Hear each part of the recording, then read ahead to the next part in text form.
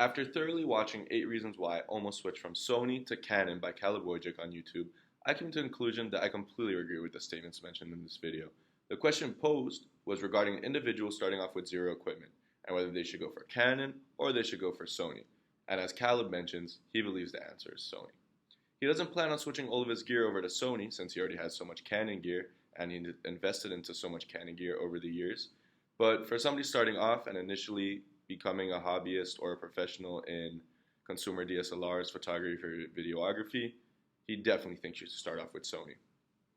First of all, this topic, as there's a lot of different cameras, cinema cameras, consumer DSLRs, and so forth, this is regarding consumer DSLRs, which are lower-end cameras that the average hobbyist or a starting professional may utilize.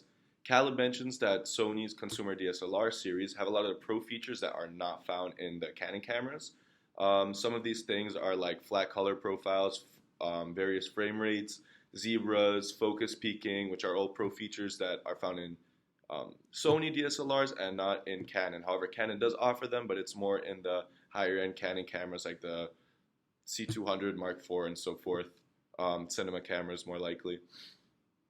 But yeah, so they are the higher end Canon cameras that are not consumer DSLRs like Sony has, which makes a substantial difference in assisting the camera operator. Canon doesn't offer these pro features. As a Canon user who is heavily invested into the brand myself and video content, having these features accessible on my camera would make my life and others' lives much easier. It's almost unfair that Sony offers these options for the same cost as Canon cameras. Secondly, Caleb mentions that while Canon lenses have some of the finest images in the competition, they are some of the most expensive, and the brand is not innovative with the features they add to their lenses, like Sony, who has implemented image stabilization or other features. This mainly has to do with their stubbornness with not listening to their community and their status. They always make you feel as if you want to buy the new camera, even though it only has a couple of extra features. Sony, on the other hand, is very interactive with their community and always makes sure that they are listening, which makes them an extremely strong company with a dedicated client base. When Sony's community asks for in-bodies image stabilization or dual card slots features, they've always added and implemented this into the predecessor camera, which Canon can't seem to implement into their cameras.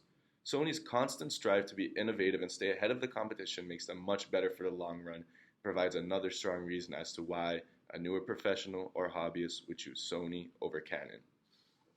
Along with a variety of other reasons, I came to the conclusion that Canon is having a difficult time keeping up with technology, and they don't feel like they have to keep up with technology. I believe they could be approaching a similar situation that BlackBerry or Nokia encountered once they were at the top of the competition. They got comfortable. I would imply that Caleb would also agree with this opinion, as we are in the same position. We are both individuals who have heavily invested in Canon, into the DSLR line, and have a bunch of money in native lenses and tools. This makes it very difficult for us to want to switch over to Sony or to switch over to Nikon or to switch over to another brand. As we've already purchased everything for this system, it makes it very hard for us to purchase everything for a new system, have to sell everything, learn the new system, and so forth.